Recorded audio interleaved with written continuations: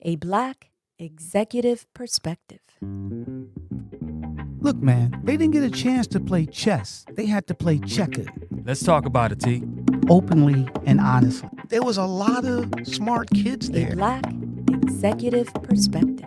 Now, my story's not unique. There's thousands of professionals of color who have experiences like mine. A Black Executive Perspective. Whether you're aware of it or not, it's a topic that is often avoided. We'll discuss race and how it plays a factor and how we didn't even talk about this topic because we were afraid. A Black Executive Perspective. In this episode, Authenticity and Assimilation, Tony Tidbit and friends discuss professional standards. So many times, Black executives find themselves at the crossroads of being themselves and accommodating the professional standard.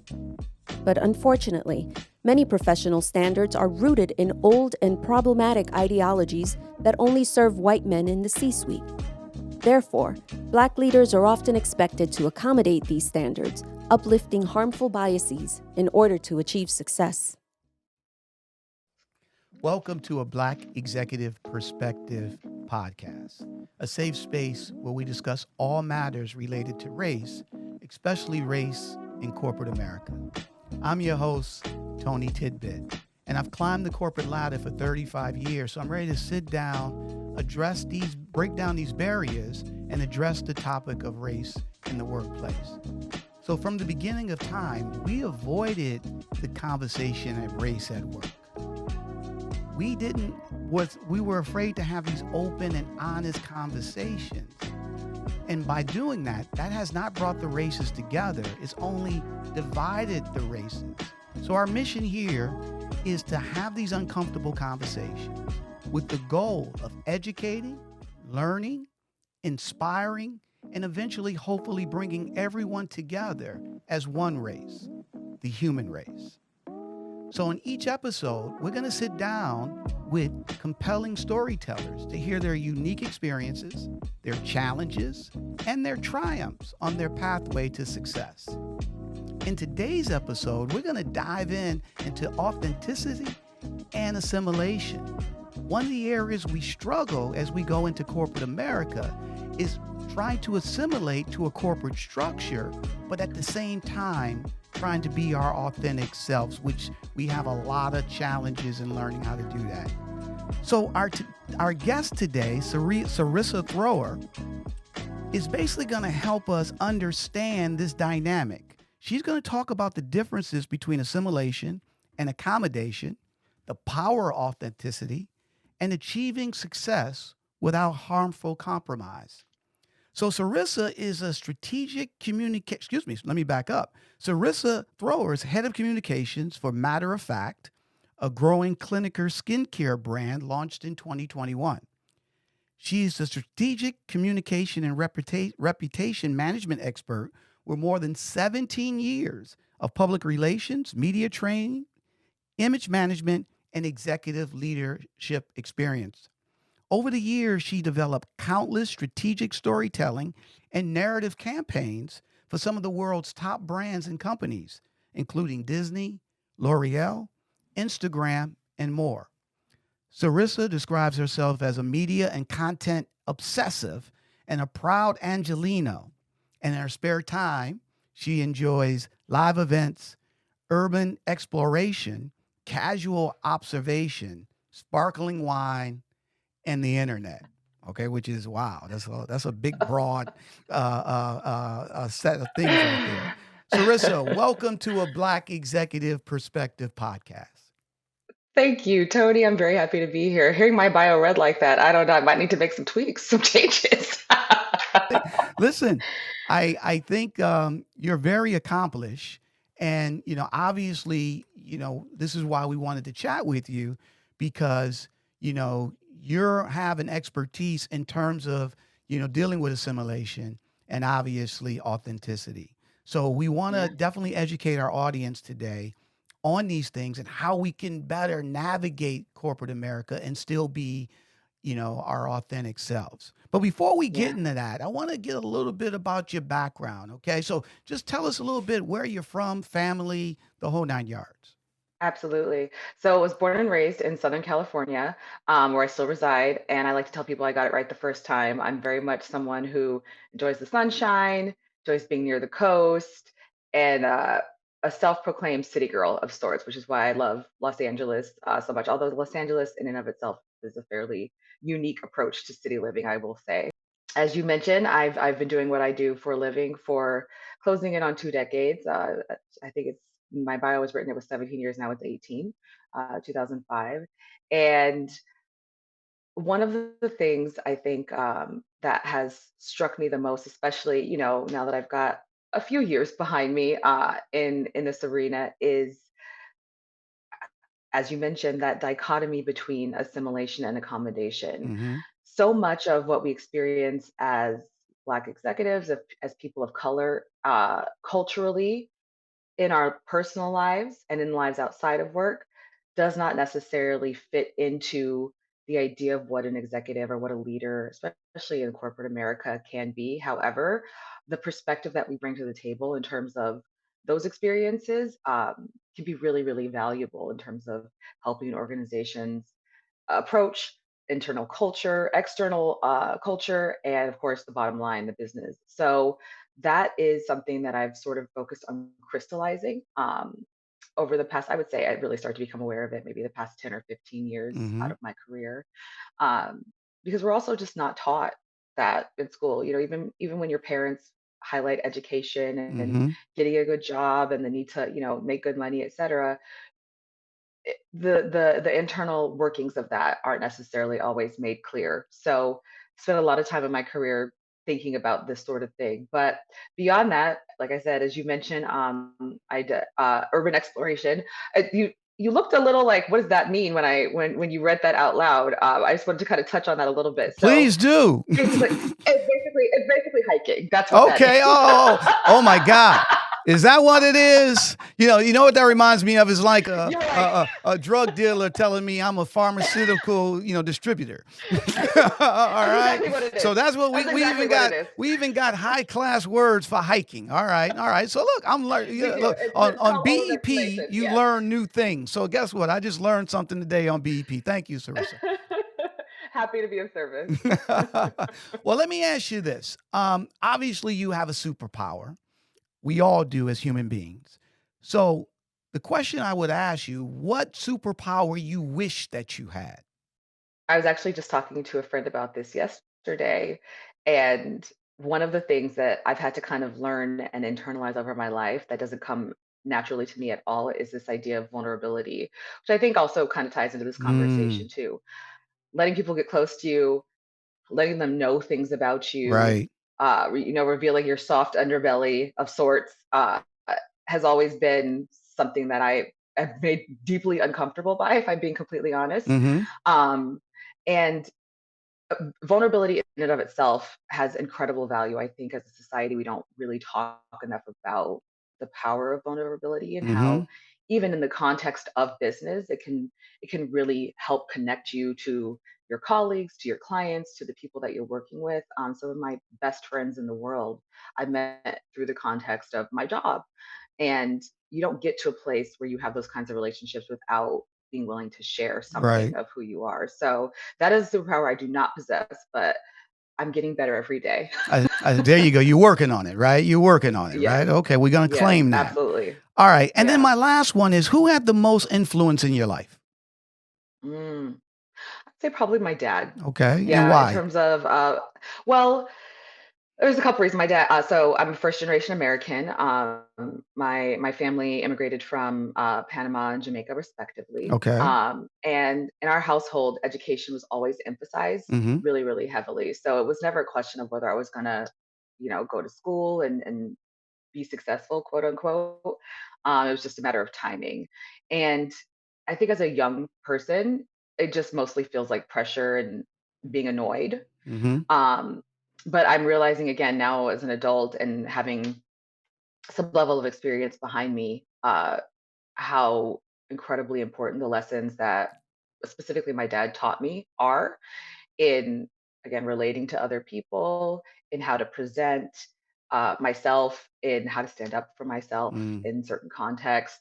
Uh, where to kind of draw the line, boundaries, things like that. And those things have come in so incredibly handy in every area of my life. But I think a lot of people struggle with, uh, really try to find the right word, identifying and mastering that boundary between, who they are as a person and who they are in other areas of their life, like who you are and who you think you are, Right. uh, particularly in business and in the corporate workplace.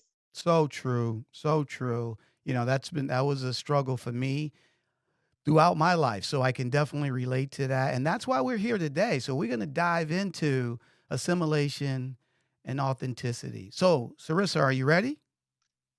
Let's do it. All right, let's talk about it.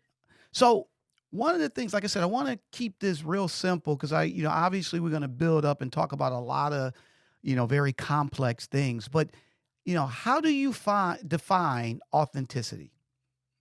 I think it can have multiple definitions. I Hmm. think when you're talking about it, again, through the lens of work and business, it mostly just means making people comfortable enough to trust you and Hmm. trust what you're saying. You have a read of authenticity. If you seem like a genuine person, oftentimes, I hate to admit it, but I think this is my PR person speaking. Sometimes that's enough. Like, I don't think you actually have to be authentic to seem authentic. Um, and I think that's something that a lot of the people who have kind of come up, I work in the world of, digital creators and influencers. Hmm. I think those people, actors, talent, et cetera, like those people have mastered that. I think, us regular human beings, again, I'm using air quotes, sort of struggle with the idea of, again, where authenticity meets that professionalism. Hmm.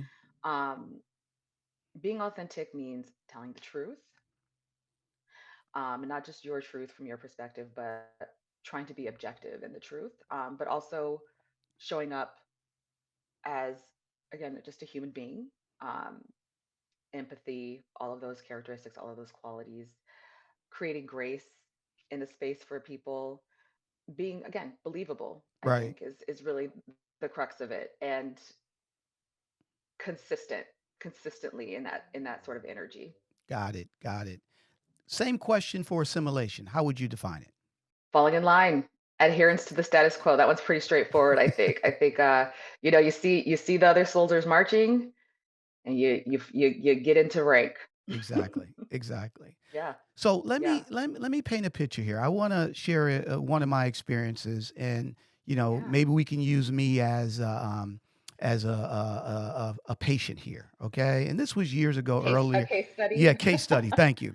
And we this was years ago earlier in my career. So I remember I was working at this organization, and I'm in the sales industry, right?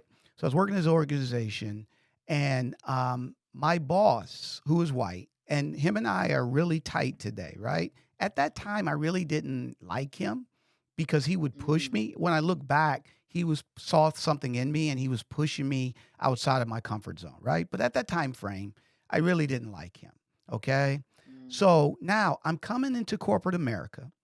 To your point, I'm trying to assimilate in this corporate structure. Everybody's wearing suits. Everybody's dressed up. Everybody's, walking and talking, pretty much the same. There's a certain etiquette, right? Now I'm a kid, and I wasn't really young then, but, I'm a guy from Detroit, Michigan. I'm a touchy feely type individual. I connect to people on an emotional level. So, but me and my boss, he would say to me, and I remember him saying this, "Hey, Tony, I want you to basically talk like this, or I want mm, you to be like this," right? Now, guess what? I want to grow in corporate America. Okay. I want to be able to move up. So, what do? I try to act like him. Now, let me give you an example. Have you ever seen the movie Trading Places with Eddie I Murphy? have. Okay. All Yeah. right. So let me give you the distinction. He's Winthrop and I'm Eddie Murphy. Okay. Okay, does that help? Does that help I- from an it's, illustration standpoint? it's painting the picture for me, Okay, Tony. great, great, great. So he's Winthrop, right? So I'm trying to be Winthorpe. And I remember going to a meeting with him. We're in a conference room meeting with an advertising agency. And I'm trying to be him. And I stumble. Mhm. I was so nervous. I couldn't do it, right? And I tried and I really did because what did I want to do? I wanted to assimilate. However, Yeah. on my own, I just came to a point. I was like, I can't do that. I have to be me. I have to be who I naturally am. Here's the thing. Once I started being me, I got promoted. He promoted me to sales manager, right? So that was something I had to learn. Now, I still had to be me, but also at the same time incorporate some of the things from the corporate structure, but still be my authentic self. So I love to hear your as a case study, all right, because I'm a case study. Yes. I love to hear your Yes. thoughts on that because I'm pretty sure, there's other individuals who've experienced this. And then, obviously we're going to have younger individuals who are just starting to navigate corporate America Yeah. and they're going to run into this issue. As you were talking, I like was jotting down just a couple thoughts. So the interesting thing that again, only recently have begun to formulate the language and understanding around as it relates to, again, specifically corporate America and those kinds of environments like the one that you described, is that corporate America is a high context environment, meaning there's a lot of unsaid things that go on that everyone in the environment understands, but people who are not naturally or necessarily part of that environment understand. And I know in the prep doc we talked about no politics, so this isn't political. But what I will say is that corporate America is modeled after what we generally perceive to be like the default culture, which frankly in America is white culture. Mm-hmm. So the way that people communicate, the way that people sort of interact with each other on an emotional level, on a human to human level, the default is, white culture. Now, what I mean by that is that, we look at things like emotional expression, politeness, Mm-hmm. niceness, etc. All of those things that happen in the context of an office environment or business environment, where you're expected to sort of stiff up or lip your way through everything. That isn't always the reality because people are human beings and they go through things. The other thing is, again, it doesn't account for or make allowances for your cultural experience as an individual. Right. And that's not to say that no one else has ever had the same kind of experience that you have had, Tony, coming from Detroit, being a Black man in that kind of environment, not necessarily having models or examples of what it was like to kind of wear a suit and speak a certain way. Um, Exactly. but but what I will say about that is that, and you found this out, I think the things that sort of set you apart and make you an anomaly in those kinds of environments, like there's a reason why they hired you, there's a reason why they brought you on.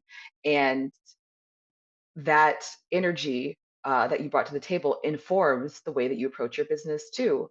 The other thing I think is that and pretty much every company, every major company I've worked with or worked at, sort of has this idea that, the product, whatever the product happens to be, whether that's a movie or a digital web series or an internet platform or whatever, needs to appeal to as many people as possible. Right. And I think that was probably the case for a really long time from a business perspective. Well, what we're seeing now, I think, just from a societal level, is that specificity is important Mm-hmm. and everything isn't for everybody, actually. Correct. Correct. Which I think is great. I think it's time for the pendulum to swing every way because people don't want that one size fits all solution for anything anymore, and it actually isn't that much more work to customize whatever the value proposition happens to be. And it creates deeper and more meaningful relationships, whether that's again with the business or from a person to person. If I have an experience with a product or service that is more tailored to what I actually need as a consumer, I'm actually willing to pay more for that. I'm more likely to have a long term customer relationship with that product or service, and I'm more likely to recommend it to people. And that's literally across the board. Any kind of product or service that you could think of, just a tiny bit of tailoring to make it, we're seeing it with cosmetics, like everything. Even the streaming services and their algorithms and the kind of content they recommend to you, that level of personalization actually is really compelling for a business proposition. When you talked about assimilation being a path to success, and this is what I was referring to earlier when I mentioned that my dad was highly influential. So there was something innate about the way that he sort of fit in, quote unquote, that I Mm-hmm. learned. And, he gave me the information about the society that we live in, Mm-hmm. meaning here's what people will expect of you. Here's how you can model that, but don't lose yourself. Mm. And that's what I was referring to when I talked about the boundaries and things like that. One thing that came up that I wanted to kind of ask you about, Tony, if you don't mind. I know this is your Sure, podcast, but I sure. did have a little question. No, Um, sure. you said now you said this boss, this manager that you had at that time, he would push you, and you're now grateful for it. I'm curious as to you know what caused that breakthrough. In your understanding of how he was trying to communicate to you, and also what your sort of transition point was as it related to what, I don't think I could do it this way anymore, I got to do it my own way. Yeah, excellent question. So, one of the things where I was transitioning from selling local television advertising in Boston and Hartford, Connecticut, and then moving to New York and now being on Madison Avenue and working with national Mm, agencies and stuff to mhm, that nature, right? And mhm. so one of the things I had to transition, I was bringing that local, hey, I love to come in and talk to you about some advertising, blah, blah, blah, blah, blah. Yep. Okay. Yeah. And I had Yeah. success with that. Very salesy. Right? Very Very salesy. exactly. Yeah. I had success with that, right? So now I'm going into this corporate structure where everybody's buttoned up. You just can't walk Yeah. into, Publicis and all these major agencies, right? Yep. So he was, he didn't come out and say that, but he was trying to take the rough edges off, right? Now, as Okay. a human being, what do? We push back when become uncomfortable, right? I was Mhm. comfortable doing one thing and thought that comfortability, that the way I was approaching it would work in all things. It wouldn't, right? And here's the thing, you go back to what was the distinction. My mother taught me when I was a kid that no matter what you do it 100%.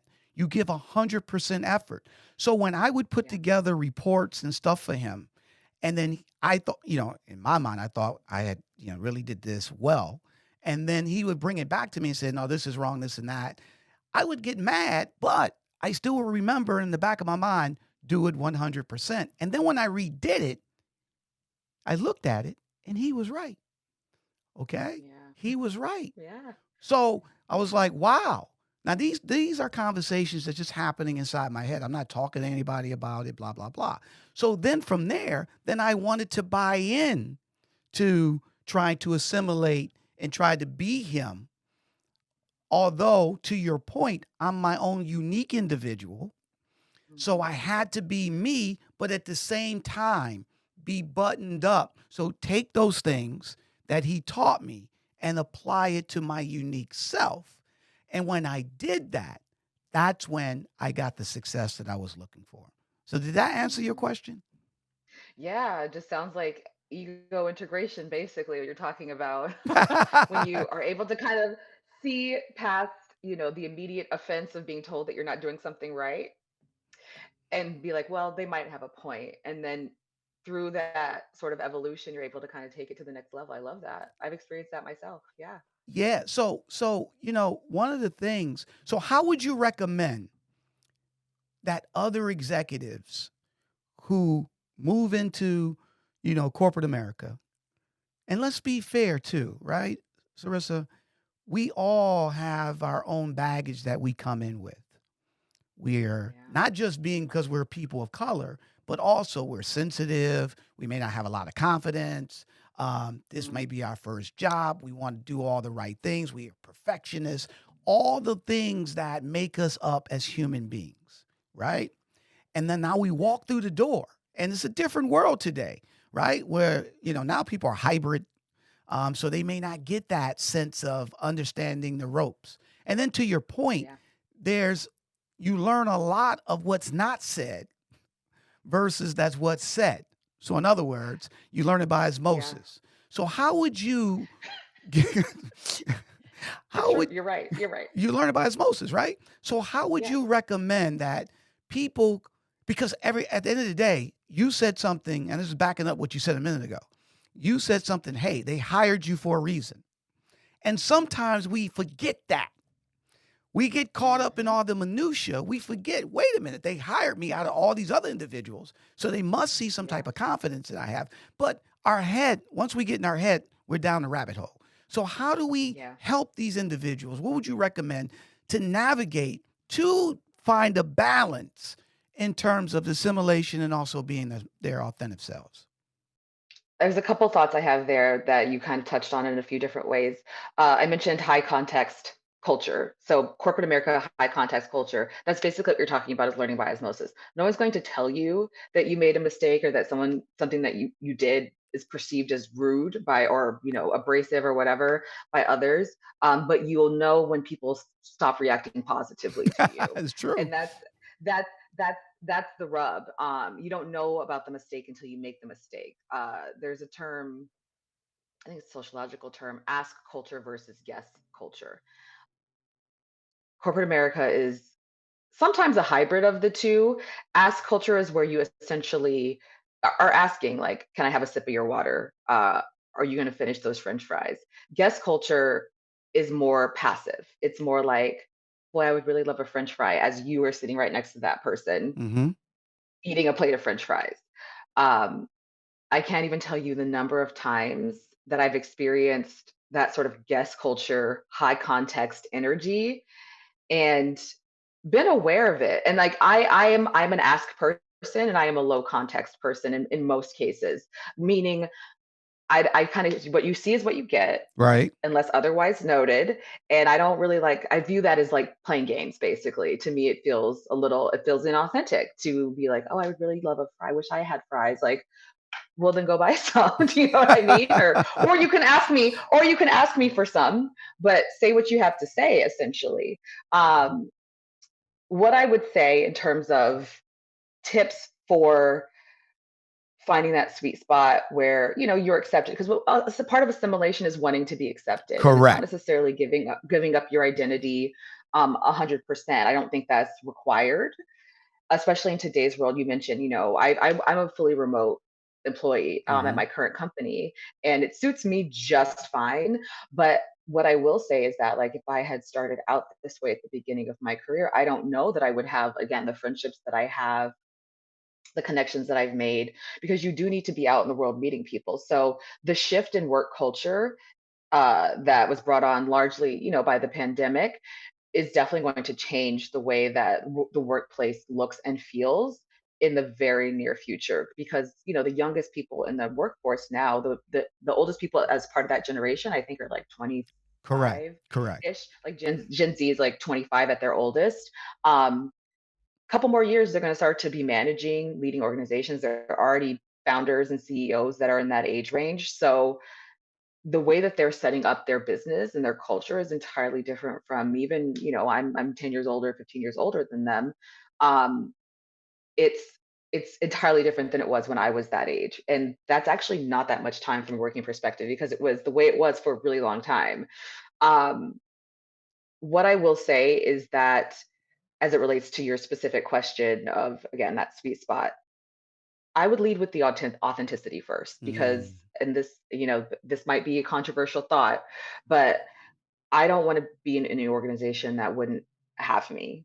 I don't want to be a member of any club that I won't belong in. I think of have you seen Succession? Have you ever watched the show I haven't. Succession? Everybody beats me over the head. Tony, you gotta watch it. It's awesome, right? So I haven't. It's over now, so you could binge it I if you can want to. binge it. I can binge it. Yeah, yeah, yeah. But I think it's actually a pretty accurate and realistic example of what we're talking about here in terms of high context, low context culture, ask culture versus guest culture. And there's a lot of likes and yeah yeahs on phone calls and in meetings, but everybody knows what those likes and uhs and yeah yeahs mean because they're all part of that culture. Which brings me to my point in answering this question. You have to learn to speak the language. Yep. It may not be your native language, but you need to know what people are saying, basically. Even if you choose not to participate in the conversation, which you have the right to do, Right. even if you don't care, even if you're not really interested, the way that our society works now in terms of needing to get your bills paid and needing to be able to provide for yourself, your family, whatever, uh, is heavily dependent on understanding that even if you aren't necessarily interested in being part of that club, learning to speak the language of the members of it is going to take you a lot further. And this, my dad used to say this: you don't have to bring everyone home for meatloaf.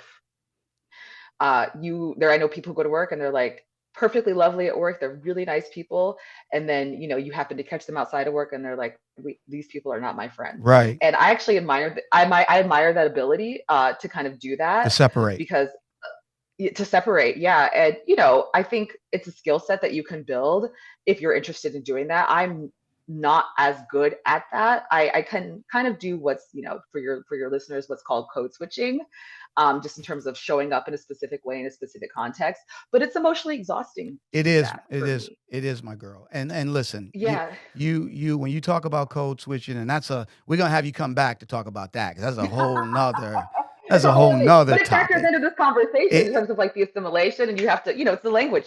Yeah. and it's what our people have been very good at doing, right? I Hmm. call us Yeah. chameleons. We can, come Yeah. in and out of any type of situation. So I totally agree with you. My final question is this: from an organization, Yeah. so if we're chatting with now they call them CPOs, chief people Mm. officers and stuff to that nature, Yeah. right? I've heard that. I've Yeah, heard I mean, that. they're just trying to give more jobs on that time. Chief, I'm like, that's whatever, like that's like right? a head of H, that's like head of Chief HR, food right? officer, right? Chief everything's a chief now, right? But we're talking Yep. to the head of, it used to be just head of human resources. Now it's chief people Mhm. officer. Mhm. But if we're talking Yep. to those individuals, what advice would you give them to make their environment Mm. more inclusive? Where people, because your advice that you gave is come in first from an authentic standpoint and then learn Yeah. the assimilation, learn the language Yes. along the way.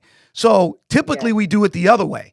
We come in trying to Yeah. assimilate, and then hopefully we start letting ourselves open up a little bit. Mm. So what would, No. just for our listeners, for this final question, what recommendations would you give in terms of how companies can be able to help people be able to do that? The issue that I perceive with coming in sort of as a blank slate and then sort of trying to show up as you are is that it doesn't really allow for error, meaning who who you are always has to match the idea of who people think you are in Right. that context.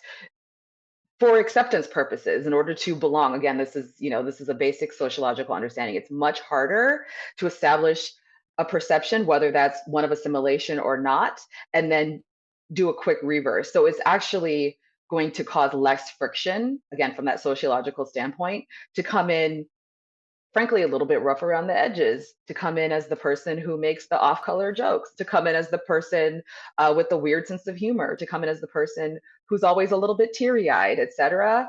And then you work your way back from that toward acceptability, toward assimilation, than it is to start out as someone who never shows anything at all, who people can't get a read on, who's very much, again, that blank slate, and Mm-hmm. then start to be the teary-eyed person or the person that makes the weird jokes. Like it kind of makes people like, that's not who I thought you were. Whereas if you're a little bit unpredictable at the beginning, you can work your way back into predictability, and then people be like, oh, that's just Tony, good Yeah, old Tony. that's a good point. But yes, so that's the reason why I have the position that I have on this particular topic.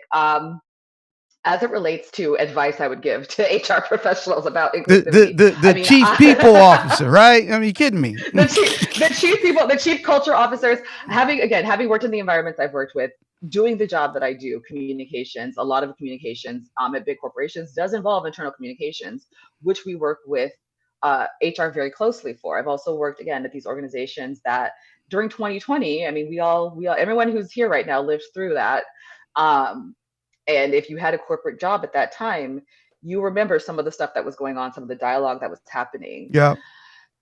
Again, I have some interesting points of view on this. This might be controversial, but I think if you have an organization that cannot authentically and realistically accommodate the promises that you're making to people who are not interested in or able to assimilate, then you shouldn't make them. Right. Meaning, up until the point that basically it becomes illegal. If you like to have a certain type of person in your organization, if you are looking for certain types of schools, etc., I think that should be made very clear. We talk a lot right now about fairness and equity and creating space for people who maybe didn't have the same opportunities.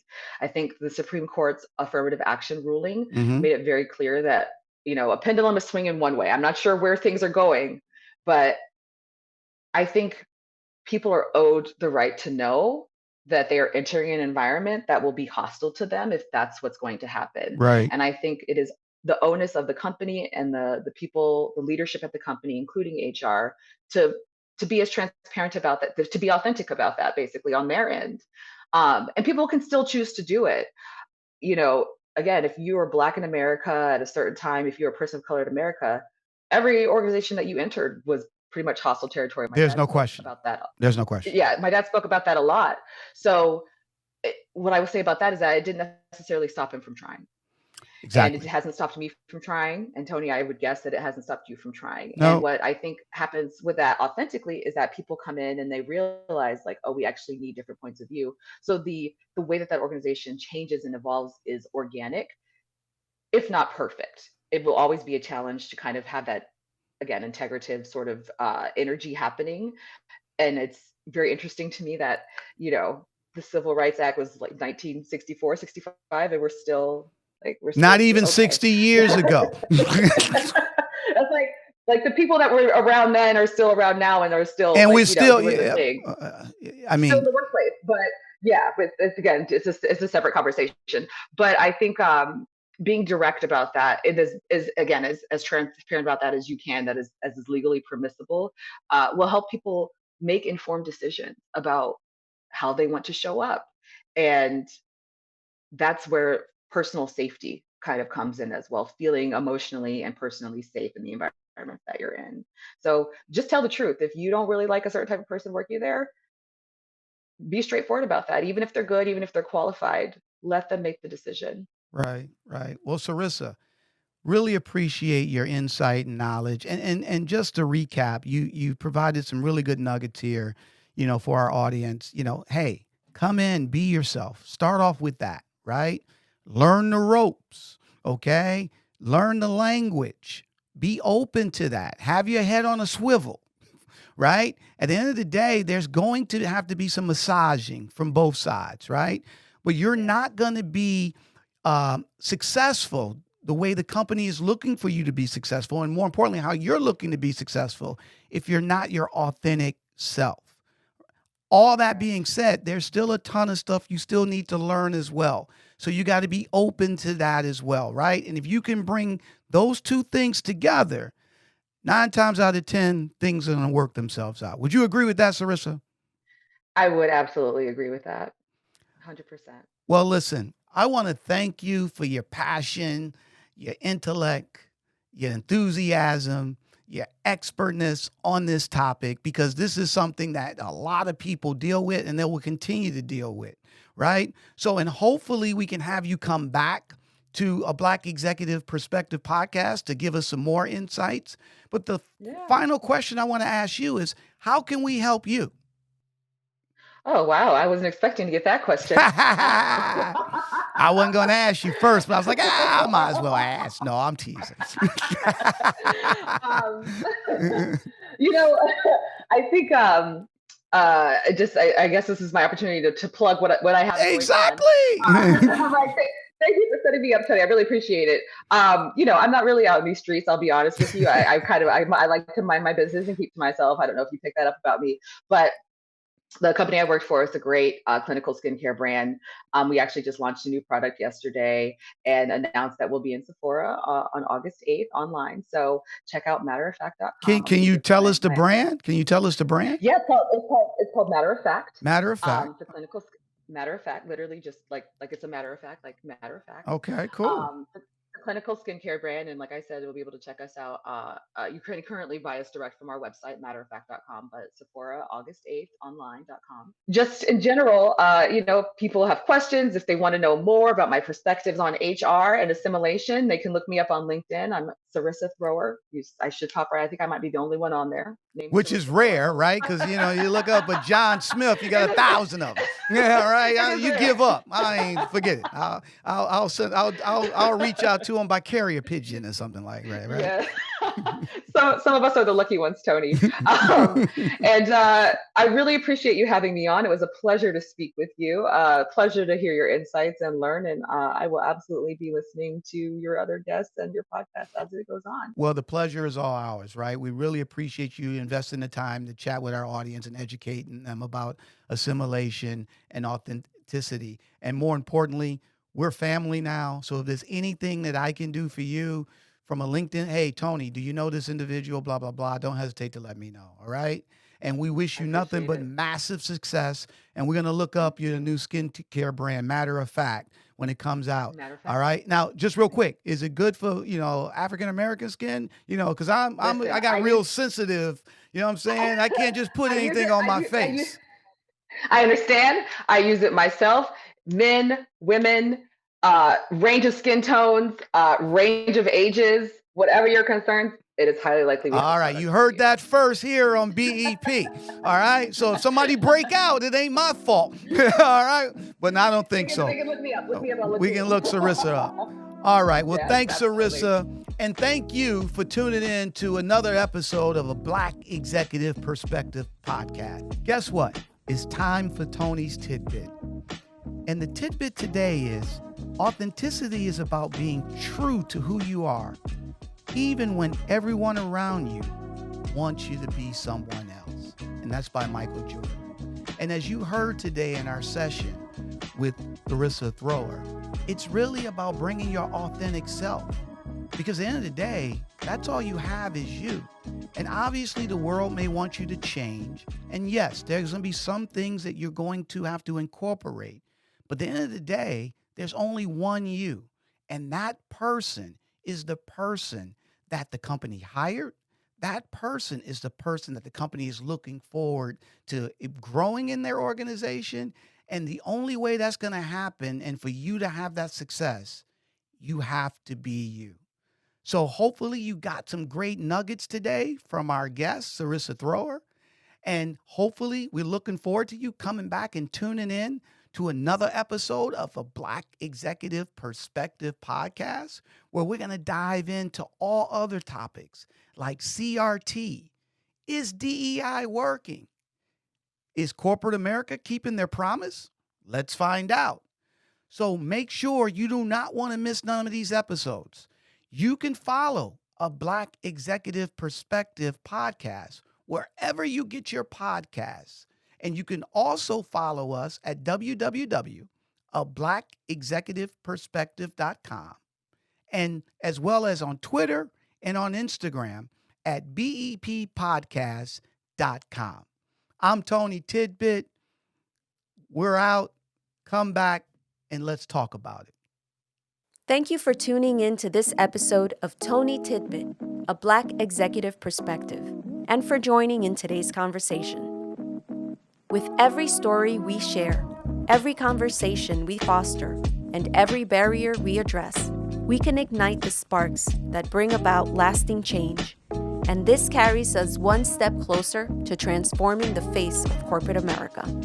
If today's episode resonated with you, consider subscribing and leaving us a rating or review on Apple Podcasts, Spotify, or wherever you get your podcasts. Share this episode with your circle, and with your support, we can reach more people and tell more stories.